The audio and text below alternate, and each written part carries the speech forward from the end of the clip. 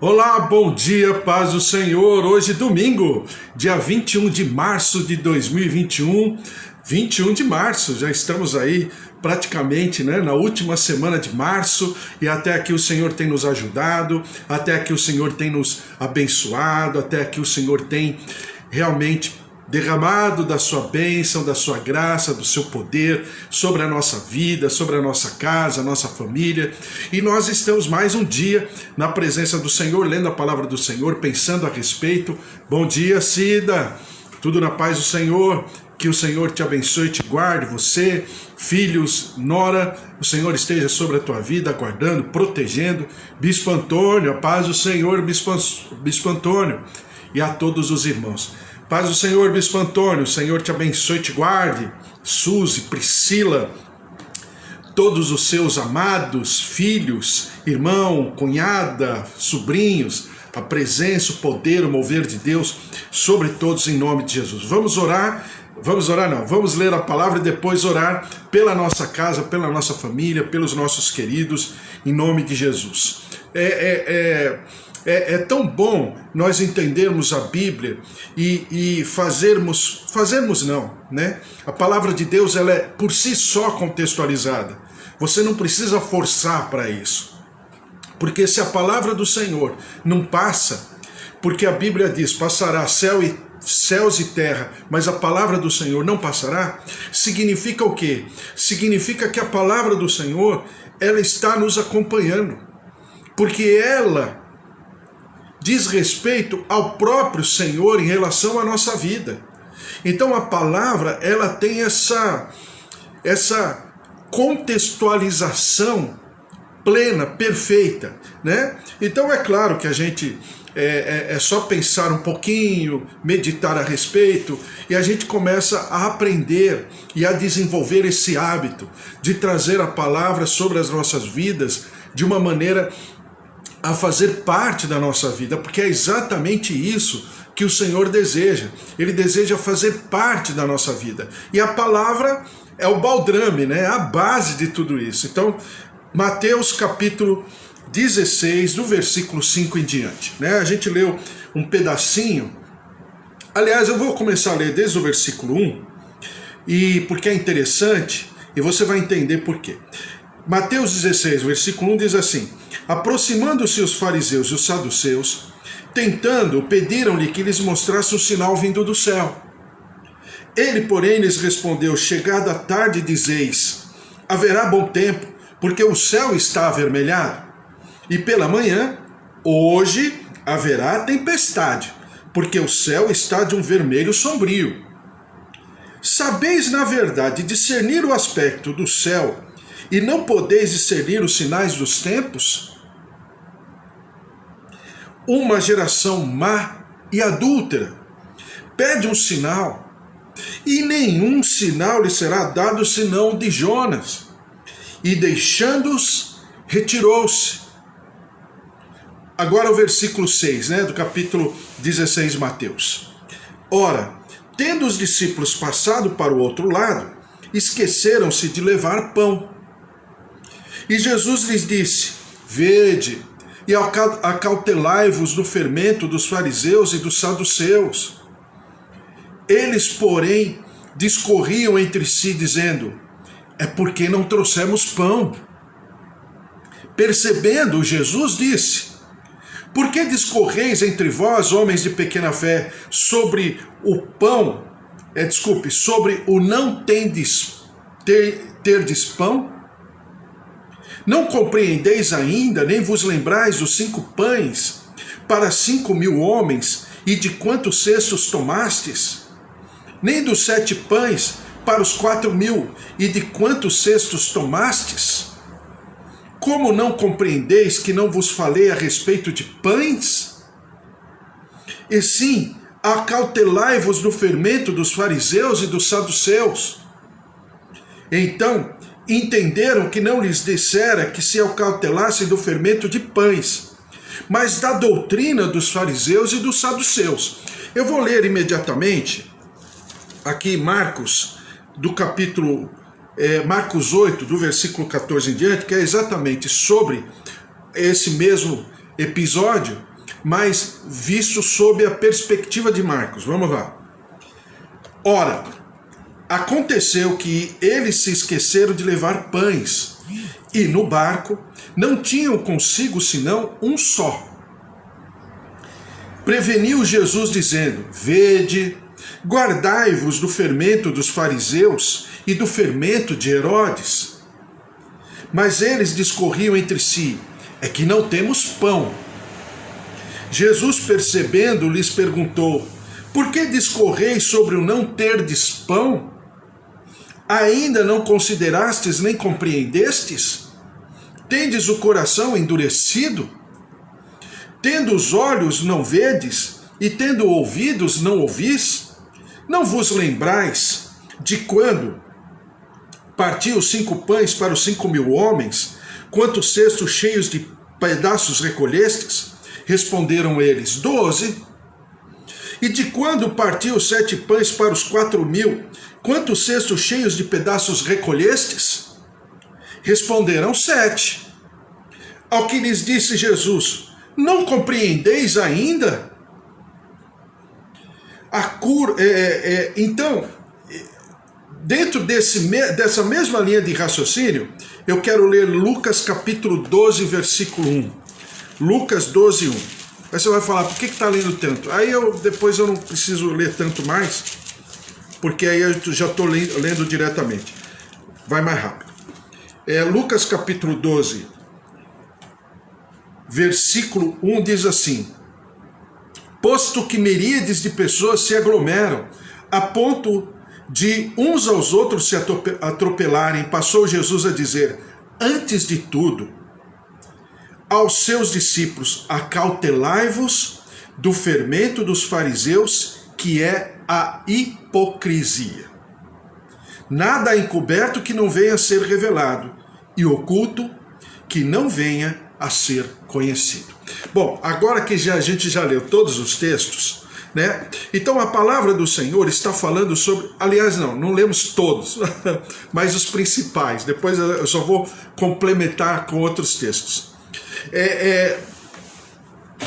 Então vamos entender a linha de raciocínio de Mateus, tá? Nós estamos lendo Mateus, o Evangelho, né? Segundo Jesus Cristo, sob a perspectiva de Mateus, onde ele prioriza o reino, daí ele prioriza a identidade do rei, e daí, obviamente, né, prioriza por resultado, por consequência, a identidade dos súditos, que somos nós. Então, dentro dessa linha, você percebe que desde o capítulo 12, do versículo 1 em diante, só para você lembrar, eu não vou ler todo, mas só o primeiro e o segundo versículo. Por aquele tempo, em dia de sábado, passou Jesus pelas searas. Ora, estando os seus discípulos com fome, entraram a colher espigas e a comer. Os fariseus, porém, vendo isso, disseram-lhe: Eis que os teus discípulos fazem o que não é lícito fazer em dia de sábado. Mas Jesus lhes disse: Não lestes o que fez Davi e tal? Aí depois fala que ele é o Senhor do sábado. O próprio Senhor Jesus fala: está aqui alguém que é maior do que o sábado. Eu sou o Senhor do sábado. Então você, a partir de Mateus capítulo 12, versículo 1, até Mateus capítulo 16, o que está sendo pontuado? Então, a pontuação é muito clara. Primeiro, a identidade de Jesus. Segundo, a identidade de um reino que tem a sua base, que tem a sua constituição, a sua carta magna, em Mateus capítulo 5, 6 e 7. Então você tem o quê? Você tem toda a configuração desse reino, sob qual autoridade ele está, mas também sobre quais patamares ou quais fundamentos esse reino se sustenta. Então nós, como súditos, precisamos entender essa dinâmica de Jesus, porque é muito importante, exatamente para a nossa identidade. E aqui, Mateus capítulo 16, ele está no ápice de tudo isso. Por quê? Porque o Senhor havia passado por tudo, né? Haviam comparado Jesus com quem estava fazendo os seus sinais, prodígios e maravilhas, as curas, as libertações, né? Alguém que estava fazendo em nome de um, desculpe agora falar, né? Mas em nome de um reino caído, um reino diabólico, onde ele estava incorporando o chefe dos demônios, quer dizer, incorporando o próprio Satanás, que era inconsequente essa aferição dos religiosos, principalmente dos fariseus e escribas. Então você tem toda uma situação onde a sua própria família está o quê? Não está entendendo quem é Jesus, a sua verdadeira identidade, e tentam até amenizar a situação, tentando prender. A Bíblia fala que eles queriam que Jesus saísse para fora naquele momento, para que eles prendessem Jesus e levassem Jesus. Em outras palavras, no nosso contexto de hoje, significa o quê? Queriam interditar Jesus. O que é interditar? É quando a gente acha que aquele parente ou aquele querido nosso, por alguma razão de enfermidade mental, ele precisa ser o quê? Tratado. E para ser tratado, porque ele não está, né? Ele está completamente entorpecido, né? Pela loucura da sua mente. Então ele precisa ser interditado, quer dizer, ele não tem juízo, ele está sem a sua saúde mental. Então, queriam interditar Jesus. A multidão achava que Jesus era um milagreiro, um milagroso, apenas e tão somente, quando muito, um profeta. Alguém que estava ali no nome do Senhor para trazer o recado de Deus. Então, os grupos, né, ficaram completamente alterados nos seus projetos e objetivos. E aí eu falei dos herodianos, dos zelotes, né? Falei dos saduceus, dos fariseus, dos essênios, né? E tudo que significava cada grupo. E cada grupo tinha uma pauta, como se fossem partidos. Aliás, no grego, em alguns textos, eles são chamados de partido mesmo. Por quê? Porque a gente entende partido como apenas aquele que expressa uma filosofia política, né? Também é, mas não é só isso. Então você tem aqui os ditos partidos, mas se transformaram em facções, porque eles não se relacionavam. Mas diante, menos os essênios, né? Menos os essênios. Mas diante de tudo que estava acontecendo com Jesus, porque se no momento Jesus concordava, vamos dizer assim, com as pautas, algumas pautas de algum grupo, num segundo momento ele também divergia das pautas de todos os grupos. Porque Jesus, e é aquilo que a gente tem que entender até os dias de hoje, Jesus não cabe numa caixinha. Não, ele está preenchendo a pauta, né, dos essênios. Tudo é espiritual. O mundo é caído. Então o mundo é maldito. Tudo que pertence ao mundo é maldito. Não, não é verdade. Porque muito daquilo que existe no mundo, por mais que o mundo seja caído, está ainda, né, expressando a manifestação de Deus, com certeza.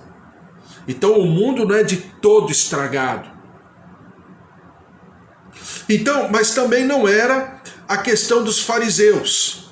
Pegar a palavra nua e crua, a letra da lei sem sentimento, sem conhecimento, e começar a cumprir ipsis literis, como se estivesse, né, cumprindo um conjunto de regras. Não, a vida humana não é um conjunto de regras. Não obstante as regras serem importantes no convívio social, comunitário, mas não é um conjunto de regras. A regra é matemática. Ela não prescreve sentimento. E o sentimento também é importante. Do outro lado, você tem o grupo dos saduceus.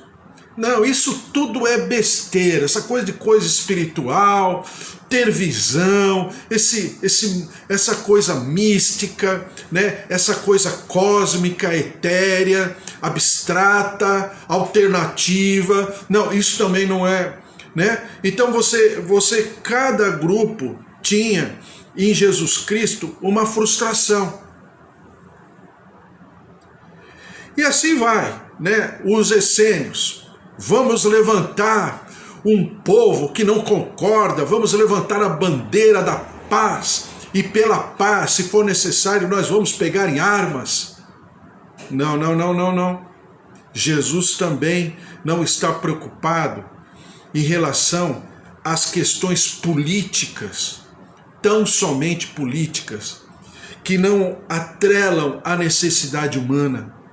Porque a verdadeira religião, e a Bíblia diz, que é amparar a viúva, o órfão e o encarcerado. Essa é a verdadeira religião, em todos os sentidos. Viúva em todos os sentidos. Órfão em todos os sentidos. Encarcerado em todos os sentidos. Não é apenas aquele prisioneiro da cadeia. É mais do que isso. Mas então, o que significava então os herodianos, né? Eu não falei dos herodianos. Não, existe uma família que precisa ser colocada. Essa família está acima e tal, que era a família de Herodes e toda a sua corte da época, né? E os herodianos diziam que ele era ungido de Deus. Sim, claro que era ungido, porque foi separado para governo. Mas do outro lado, haviam condições e situações que não tinham nada a ver com Deus. Tanto é que Herodes manda matar a voz profética que era João, né? Decapitando João. Então você tem essas nuances a cada momento. De repente, o Senhor Jesus provoca uma comoção. Por quê? Porque aqueles 5.000 homens que estavam ali naquela região, e a gente já leu a respeito, na primeira multiplicação dos pães, eu já falei para você, 5.000 homens significa pelo menos, dizem alguns, pelo menos 20.000 pessoas. Por quê? Porque a quantidade de mulheres é como hoje aqui, né? Na nossa geração. A quantidade de mulheres é muito maior do que a quantidade de homens. Segundo, só se contava homem de guerra, que eles chamavam, homem por volta dos 30 anos. Tanto é que você sabe que Jesus começa o seu ministério aos 30 anos. Por que aos 30 anos? Porque um homem maduro era considerado maduro a partir dos 30 anos. Então você tem 5.000 homens com 30 anos, significa o quê? O que significa dentro de uma população? Ora, muito mais do que isso, né? Pelo menos umas 20.000 pessoas. E aí acontece a multiplicação. O Senhor Jesus, cansado, junto com seus discípulos, completamente exauridos, sem força alguma, entram no barco e vão para outra margem. Indo para outra margem, eles chegam lá na região Ciro-Fenícia. Lá, uma mulher cananeia busca Jesus, uma mulher estrangeira, pagã, gentílica, que servia ao Deus da terra, que era o Senhor da terra, chamado Baal, que era um dos seus sinônimos. Então ele vai ali e essa mulher se prostra, e essa mulher se derrama. Daí eu falar para você que ela tinha, com certeza, uma consistência espiritual. Ainda que não fosse em relação a Deus, mas ela conhecia o mundo espiritual. E nós aqui, nós entre nós, que temos uma certa quilometragem, né, na obra de Deus, no ministério com o Senhor, sabemos que as pessoas que se enveredam por esse caminho conhecem o mundo espiritual. Conhecem o mundo espiritual de maneira negativa, desfavorável, opressora, mas conhece, né? Eu lembro de uma vez que eu estava, há muitos anos já, eu estava na igreja, eu fazia parte do ministério naquele momento, né, do ministério chamado Ministério de Cura e Libertação, e sempre as pessoas levavam até nós as pessoas que estavam opressas, oprimidas e que não estavam conseguindo se libertar, né? E uma dessas pessoas era um policial militar, de alta patente na época. E quando ele veio até mim, ele estava completamente transtornado. Mas só que ele estava na sua investidura, representando espiritualmente o Estado. Por quê? Ele estava com farda, armado, uma série de coisas. Ele falou, eu estou desesperado e tal. Eu falei para ele, vamos fazer o seguinte, eu preciso falar com um cidadão, né? Eu falei de uma maneira que ele entendesse. Eu preciso conversar com um cidadão. Você está investido de autoridade, com arma. Não tem. E eu já morrendo de medo, né? E eu não tenho como, né, trabalhar isso de uma maneira boa, perfeita e agradável, que é a vontade de Deus. Vamos fazer o seguinte? Vamos marcar tal dia, você vem aí, no momento que você estiver de folga e tal, eu vou orar, dá o teu nome, a tua casa, a tua família. Ele falou que era pai de santo, ele falou que na sua casa tinha um centro, onde ele e a esposa dele, os seus filhos, a sua parentela, trabalhavam naquele centro, um lugar conhecido na região. E eu falei, então faz o seguinte, vá, você tem certeza do que você quer? Ele falou, nós estamos que não aguentamos mais. E aí eu falei, então, marquei com ele tal dia, comecei a entrar em jejum e oração, e ele veio. Ele veio agora como civil. Eu falei, tá tudo bem, você tá sem a indumentária e nem o equipamento. Ele falou, não, pode ficar tranquilo. Aí eu levei ele para uma sala, eu precisava de ter alguém comigo, mas ninguém, todo mundo puxou o carro, porque viu que a situação não era tão fácil, né? Porque era um pai de santo, que tinha um centro e uma série de coisas, mas ele não queria mais aquilo. Era uma questão de foro íntimo. E ele queria se libertar. Então ele chegou ali e conversando comigo, ele falou assim para mim, e eu estou dando um exemplo para você do que significa de maneira didática. Ele falou assim para mim, eu conheço o mundo espiritual. Eles estão aqui ao meu redor. E eu, é? Eles estão. Aí ele mostrou o corpo dele, ele estava todo esfolado, machucado, a gente está cansado. Eles me pegam de vez em quando, e porque eu não faço as coisas, a cada dia estão pedindo mais, exigindo mais, e porque eu não faço as coisas, eles se apoderam, se incorporam em mim, e eu estou sem o controle. Até então eu tinha o controle, agora eu estou sem o controle. Falando para mim, né? E eu não quero mais. Então, enfim, foi uma grande bênção. Depois te conto toda a história, que é demorada. Mas só para você entender o quê? Que as pessoas conhecem o mundo espiritual, até os que estão do lado de lá. Então essa mulher cananeia, quando ela se prostra, adora Jesus, chama ele de filho de Davi, pede para ele, para Jesus socorrê-la, né? Ela foi por causa da filha. Naquele momento ela muda a pessoa, ela passa, né, da terceira pessoa, que é a sua filha, para a primeira pessoa, que é ela. Socorre-me.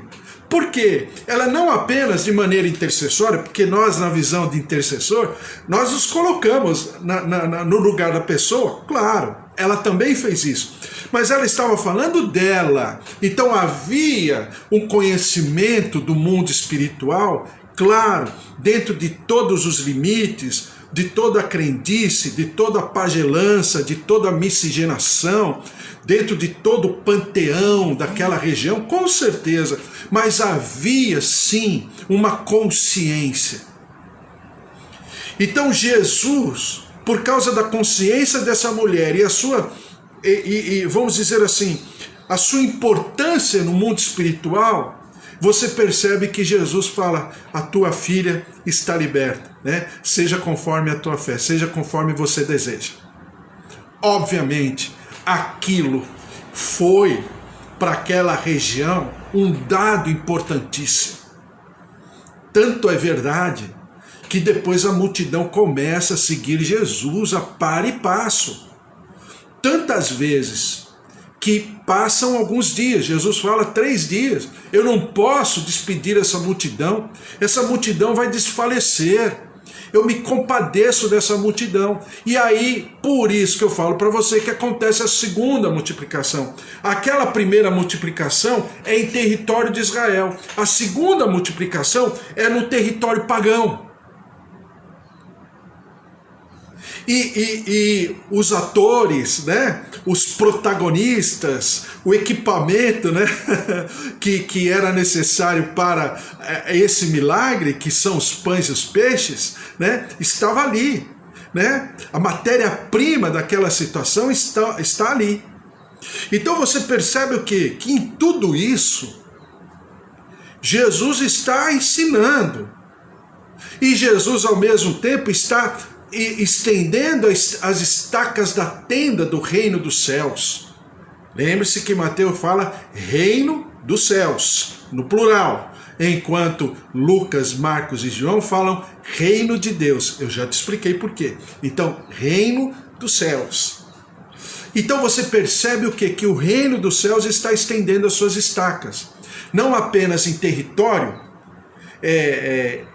hebraico, hebreu ou judaico, mas em toda a região, significando a universalidade do evangelho e do reino dos céus no sentido terreno, no sentido global, né? Globalizado. Então você tem esse momento agora, né? Você percebe que os fariseus e os saduceus vão atrás de Jesus. Eles também tomam uma embarcação, eles ficam, né, supervisionando tudo que Jesus está fazendo em terra estranha e da maneira com que ele se comporta, e ficam falando, mostra-nos um sinal. Você vai ver lá no Apocalipse de Mateus que depois Jesus fala sobre esses sinais. Mas esse sinal que eles estão pedindo não é didático, mas é para tentar Jesus. Eu falei para você que testar é diferente de tentar. Então não era para testar Jesus, era para tentar Jesus. E Jesus não entrou na deles. Por quê? Porque é a mesma palavra que se utiliza em Mateus capítulo 4, na tentação de Jesus no deserto. Então, Jesus fala, não, vocês têm o sinal de Jonas. Eu expliquei para você qual era o sinal de Jonas. É tudo aquilo que a gente ouve todo mundo falar e pregar? Com certeza, ninguém está falando que não seja.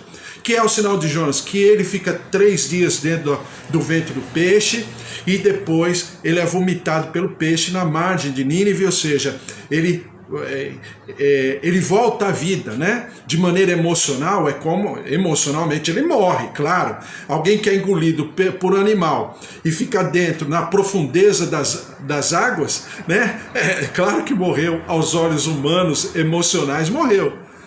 Mas ele é vomitado porque ele clama pela misericórdia do Senhor. Então é exatamente esse sinal que é realmente o Senhor Jesus, quando ele fica 3 dias, né, entre a sexta-feira da morte dele e o domingo da ressurreição. Mas eu falei para você que para dentro da lógica de reino, o sinal de Jonas, qual é? É o sinal do arrependimento. Porque a Bíblia fala que o Senhor Deus também se arrependeu. E nós lemos o texto em Jonas que fala a respeito disso. Jonas 3, de 4 a 10. Então você percebe o quê? Que existe toda uma base, uma plataforma de conduta. Qual é? O arrependimento. O reino dos céus, ele está baseado no arrependimento humano.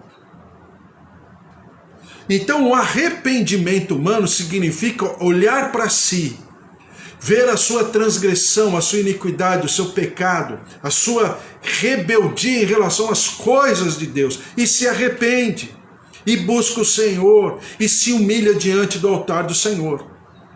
Quando você chega aqui em Mateus capítulo 16, do versículo 5 em diante, o Senhor Jesus fala, vocês precisam, diz assim, e tendo os discípulos passado para o outro lado, esqueceram-se de levar pão. E Jesus lhes disse, vede, acautelai-vos do fermento dos fariseus e dos saduceus. Claro que Jesus faz isso de propósito. Isso aqui é um jogo de palavras. Por quê? Porque daí a tradição rabínica é muito importante. E Jesus em nenhum momento ele deprecia a tradição rabínica, né? Aquilo que o Talmud expressa muito bem, que é o trabalho de alguns rabinos conhecidos, como aqueles que eu já falei para você, né? Shammai, né? Hillel, que foram grandes rabinos antes de Jesus, inclusive, e que têm as suas literaturas da interpretação da lei de Moisés, né? Os 613 estatutos da lei de Moisés. Então é maravilhoso. E uma vamos dizer, das contribuições favoráveis, maravilhosas à tradição, era a respeito do fermento. Por que a respeito do fermento? Porque eles remetiam ao chamado, nas suas literaturas, do Talmud, eles remetiam à questão do fermento da Páscoa, lá de Êxodo capítulo 12. Só para você lembrar do texto, eu vou ler rapidamente, mas eu vou ler a Deuteronômio. Deuteronômio significa outra lei. Na verdade, é a lei revisitada por Moisés, né? Deuteronômio é o 5º livro do Pentateuco, e ele remete, e ele traz à lembrança, à memória do povo, agora uma nova geração. Aquela geração havia morrido no deserto, e essa geração que Moisés está ensinando, está apenas deixando a sua contribuição escrita sobre a lei já vista lá no livro de Levítico, de Números, de Êxodo, e agora Deuteronômio está pontuando algumas partes importantes. Veja só, Deuteronômio capítulo 16 diz assim: guarda o mês de Abibe e celebra a Páscoa do Senhor teu Deus, porque no mês de Abibe o Senhor teu Deus te tirou do Egito de noite. Então sacrificarás como oferta de Páscoa ao Senhor teu Deus do rebanho e do gado no lugar que o Senhor escolher para lhe fazer habitar o seu nome. Nela não comerás levedado 7 dias. Nela comerás pães asmos, pão de aflição, porquanto apressadamente saíste da terra do Egito, para que te lembres todos os dias da tua vida, do dia em que saístes da terra do Egito. Fermento não se achará contigo por 7 dias. Em todo o teu território também da carne que sacrificares à tarde, no primeiro dia, nada ficará até pela manhã.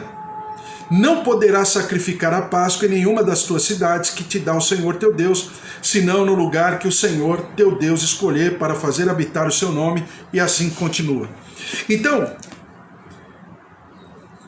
exatamente o que significa os 12 cestos e os 7 cestos. Os 12 cestos, o número 12 na palavra de Deus, principalmente quando nos remete, né, a um vocabulário, a um alfabeto da antiguidade, a letra valia um número. Isso era normal, não era só no hebraico, em todos os outros textos, fosse o aramaico, fosse outras línguas do tempo, chineses, o japonês, e todos eles, a letra valia um número, era um símbolo, a letra é um símbolo. Quando você vai para as culturas, né, milenares, principalmente daquela região, da Ásia, a letra é um símbolo, né? Por quê? Porque é um alfabeto da antiguidade. Então, o alfabeto significava muita coisa. Entre outras coisas, era a própria, vamos dizer assim, noção da matemática.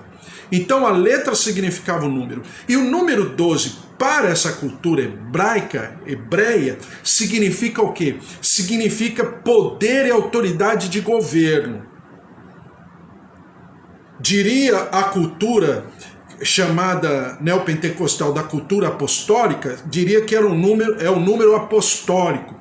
Por que o número 12 é tão importante? Porque o número 12 nos remete à completude de uma revelação que está plenamente absorvida pelo ser humano, pelo servo de Deus. Então não é apenas a revelação em si, mas a revelação encontrada, é a revelação manifesta, é a relação incorporada pelo servo, pelo gênero humano.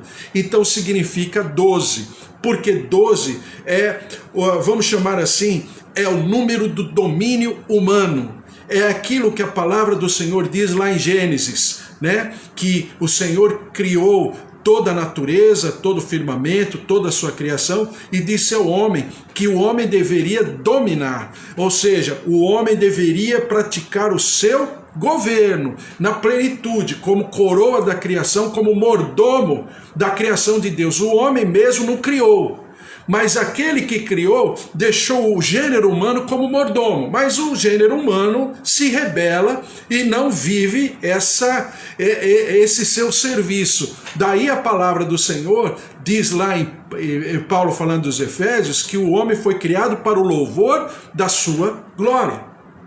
Então, 12, o Senhor Jesus queria dizer o quê? Que era necessário dentro desse reino, em outras palavras, em outros significados também, mas era necessário os apóstolos entenderem, aqui chamados discípulos, entenderem que haveria sim a volta de um equilíbrio espiritual se, e somente se, o homem pudesse incorporar a sua verdadeira constituição. Então, na multiplicação dos pães, de maneira subliminar, Jesus está falando o quê? Olha, existe uma autoridade, existe um momento, um mover pleno, perfeito, onde esses pães, que são 5 pães e 2 peixinhos, significando o quê? O número 7, que você sabe o que significa o número 7, eu vou rapidamente, não dá muito tempo, mas o que significa o número 7? Então você percebe o quê? Que a manifestação de Deus está ali. Mas são apenas 5 pães e 2 peixinhos para 5.000 homens, ou seja, 20.000 pessoas? Não. Deus não faz confusão. Deus não está chocado pelo momento, ele não está preocupado por aquela situação, porque ele é eterno. Ele sabe muito bem o que ele vai fazer e o momento e a hora que ele vai fazer, e em que circunstância, em que atmosfera ele vai fazer. Então existe toda essa condição espiritual. E a manifestação e a plenitude do Senhor está ali. 5 pães e 2 peixinhos. 5 significa o ministério, né? Lá de Efésios capítulo 4, versículo 11 em diante. Os 5 ministérios, que são os ministérios do Espírito Santo sobre o ser humano, aqueles que se propõem a viver, né? Então existe toda uma condição. O número 2, né, é aquilo que fala da comunhão, da comunidade, da consistência, onde a perfeição humana se manifesta. Porque a perfeição humana, ela não se manifesta na figura unitária, mas sempre em comunhão. É por isso, onde 2 ou mais estiverem, o Senhor estará ali. Então há toda uma linha de raciocínio. E o Senhor Deus está ali, mostrando que realmente, na comunhão com Deus, quando Jesus dá graça, e no partir, não é o pão inteiro, no partir, é o pão partido, né, representando Jesus, é o pão partido, é a semente que vai para a terra, entre aspas, e morre, para se transformar numa muda e depois numa agricultura. Exatamente, o bom partido e repartido, ou seja, a manifestação plena do seu ministério através dos seus discípulos ou através da igreja é que vai trazer a multiplicação, porque eu sempre falo para você, um milagre, ele sempre é feito a 4 mãos. Né? 2 mãos divinas e 2 mãos humanas. Não tem milagre de outra maneira. É na comunhão, é na completude, é na conexão, é na plenitude da vontade da Trindade. E a vontade da Trindade é gênero humano mais Trindade. Essa é a comunhão plena.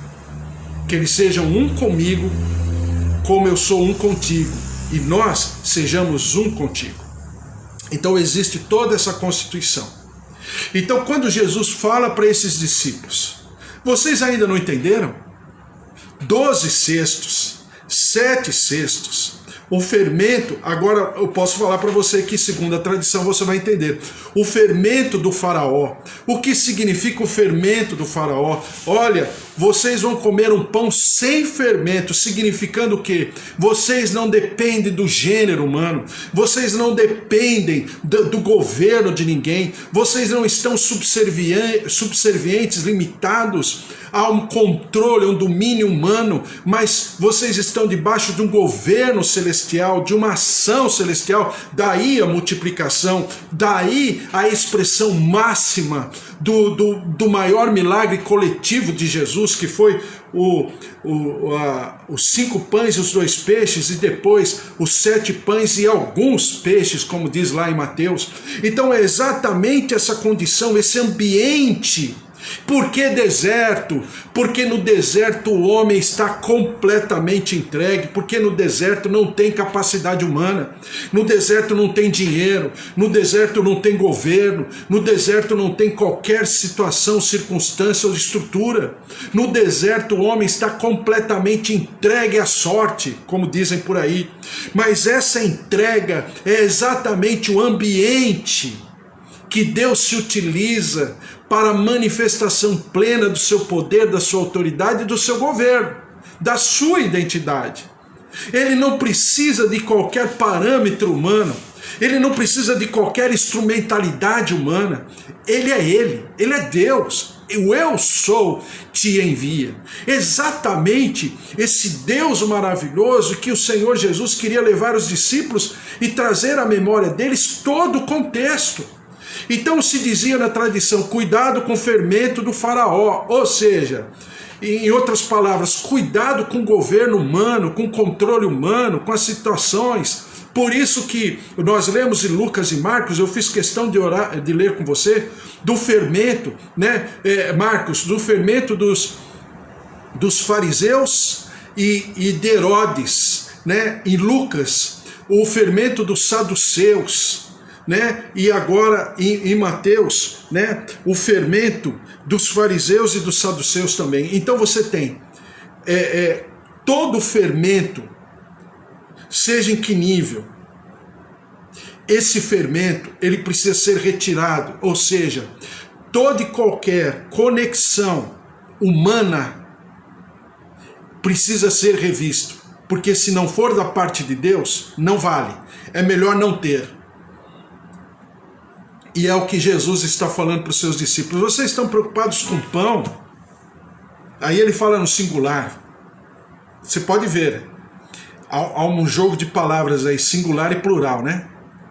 Vocês não viram que eu multipliquei os pães, tanto no primeiro milagre como no segundo milagre? Sobraram 12 cestos na primeira vez e depois 7 cestos. Vocês ainda não entenderam? Vocês estão preocupados com pão? Cuidado com pão no singular, porque pão aqui significa uma outra coisa. Significa exatamente quando eu estou dependente de algo ou de alguém. Não, Deus deseja que eu esteja dependente completamente dele. É por isso que os pastores antigos diziam que o deserto é, na verdade, a faculdade de Deus, né? Outros diziam, o deserto é a escola do Senhor. Porque na visão que eles ensinavam, né?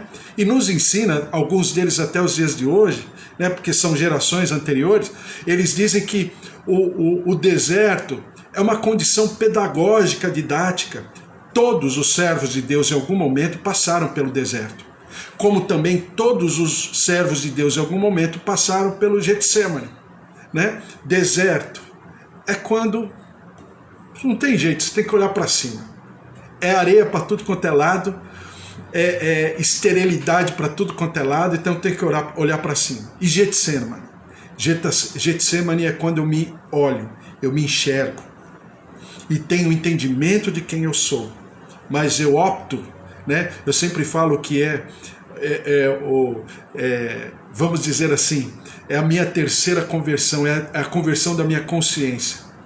Eu sei quem eu sou, eu sei quem Deus é, e eu estou com a minha vontade exposta, porque eu estou como Jesus, né? Eu estou revendo os meus absolutos, mas aí eu me entrego e falo, Senhor, seja feita a tua vontade. Exatamente o que Mordecai fala para Esther. Puxa vida, esse texto fala tanto para nós, mas O tempo vai embora, né? E nós vamos orar, colocar diante do Senhor, e mais tarde a gente continua falando a respeito às 4:30 da tarde. Mas é um texto muito, mas muito, muito profundo, que fala muito conosco. É um trecho assim importantíssimo, que fala sobre a identidade de Jesus, mas também fala sobre a nossa identidade, né? Eu sempre digo isso para você. Quando eu sei quem é o meu Deus, quando eu sei o que significa o meu gabarito perfeito, que se chama Jesus Cristo, então o resultado é eu entender a minha identidade. Por quê? Porque se eu fui feito à sua imagem e semelhança, quanto mais eu conheço Ele, mais eu vou me conhecer. Ele é o gabarito, Ele é o modelo, Ele é a forma perfeita, Ele é a segunda matriz, Ele é o segundo Adão, Ele é o outro Adão, como diz Paulo, né? Porque o primeiro Adão, essa matriz já foi rejeitada, não tem jeito, né? É por isso que eu lembro da pastora Valnice, pastora naquela época, hoje em dia não. Ela não era nem pastora, ela era missionária, Valnice Milhomens, né? Ela ainda pertencia à Igreja Batista na época. Ela falou assim uma vez numa pregação: corpo não tem jeito. Não tem jeito. O destino do corpo é a cruz. Ou seja, em outras palavras, o destino da nossa carne é a cruz. Não tem conversão, carne não se converte. E é verdade. Vamos orar, colocar diante do Senhor, e tudo isso que nós ouvimos, aprendemos e desenvolvemos, essa é a nossa fé, a inteligência da nossa fé, que precisa ser alimentada todos os dias. Paz a todos. Oi, pastora Mara, um beijo para você, Deus abençoe. Magda, Deus abençoe você, a tua casa, a tua família.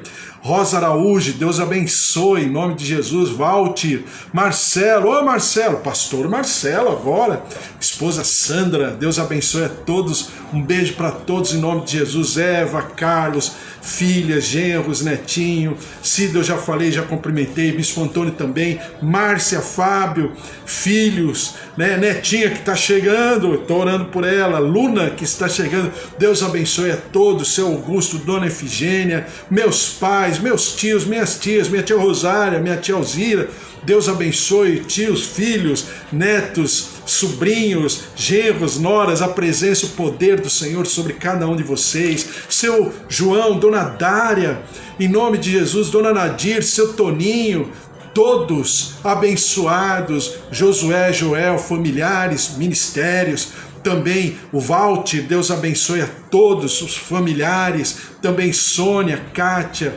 Deus abençoe vocês também, Sueli Felintro, a bênção, a presença, o poder, família maravilhosa, Amanda, seus familiares e queridos, o Senhor abençoe a todos vocês, João, Roseli, Ângela, a Marisa Poli também, o Zé Roberto, Deus abençoe a todos, Ângela, a presença, o poder, a glória, a presença, o mover de Deus sobre cada um, em nome de Jesus. Elo, Wesley, filhos, família, Deus abençoe a todos, um beijo para todos em nome de Jesus, em nome de Jesus.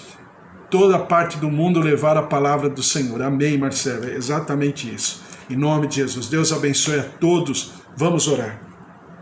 É claro que eu quero, antes disso, lembrar da vida do Marco, né, que está lá em Sorriso, Mato Grosso, que está se recuperando da Covid-19. As notícias são maravilhosas, o organismo está respondendo, né?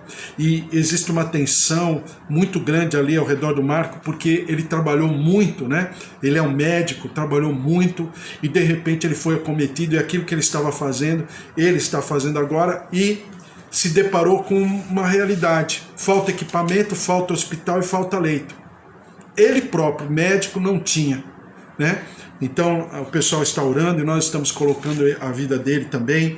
A Ana Paula, que está na UTI, está numa situação delicada, nós estamos orando. Também todos os nossos familiares, o tio Nelson, Deus abençoe.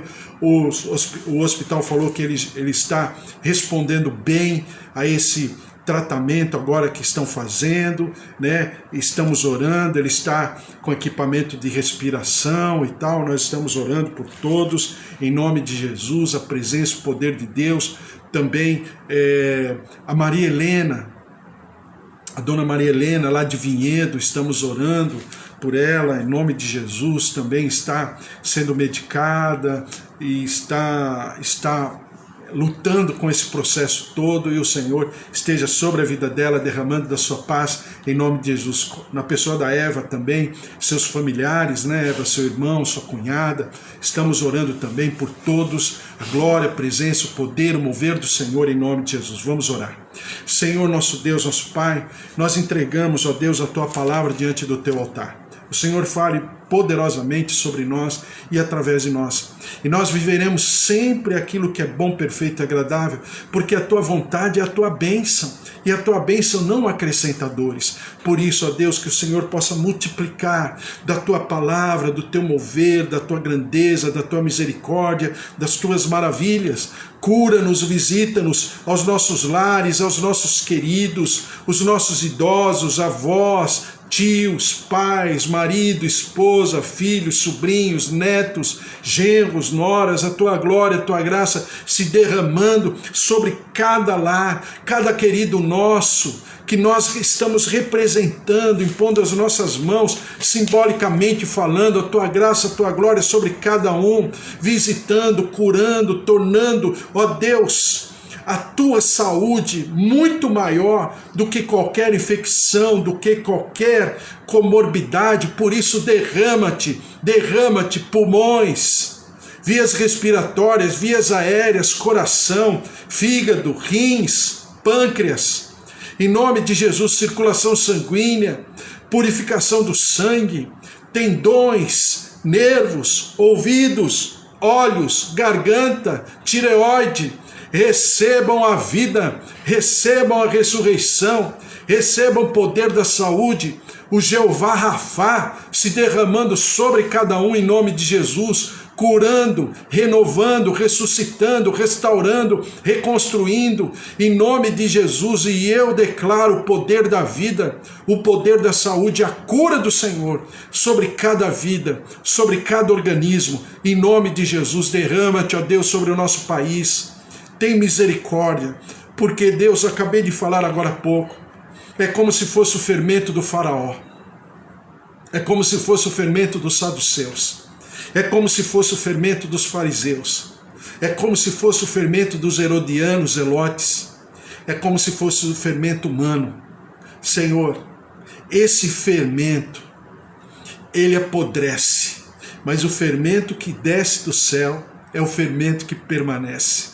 Por isso, ó Deus, derrama-te sobre a nossa terra. Derrama-te com a Tua cura, com o Teu poder, aquilo que o Senhor diz lá em Mateus, na parábola do fermento, que ele começa a crescer e se derramar, e se desenvolver, e ser alimento sobre os povos. E nós precisamos desse alimento. Visita com cura, com libertação, com restauração, o nosso povo, a nossa nação brasileira, região do norte, nordeste, centro-oeste, sul, sudeste. Derrama-te, ó Deus, curando, visitando. Nós te pedimos, quebra a maldição, e nós repreendemos a maldição da terra, liberta a nossa terra, sara o nosso povo, e nós daremos sempre ao Senhor todo louvor, toda honra e toda glória, e que nós tenhamos um domingo maravilhoso, um domingo cheio de vida, de possibilidades, porque o Senhor nos deu esse dia. Ao Senhor todo louvor, toda honra e toda glória, em nome de Jesus. Amém. Amém? Que o Senhor te abençoe, que o Senhor te guarde, que o Senhor resplandeça o seu rosto sobre a tua vida, que o amor de Deus Pai, a vida vitoriosa em Jesus Cristo e as consolações do Espírito Santo da promessa esteja sobre a tua vida, a tua casa, a tua família, os teus queridos, em nome de Jesus. Sabe por quê? Porque ninguém pode separar do amor de Deus em Jesus Cristo. Porque se Deus é por nós, quem será contra nós? Se o Senhor é o nosso pastor, de nada nós teremos falta. Um beijo para você, um domingo maravilhoso, 4:30 da tarde eu estou de volta, fica na paz. Tchau, tchau, beijos!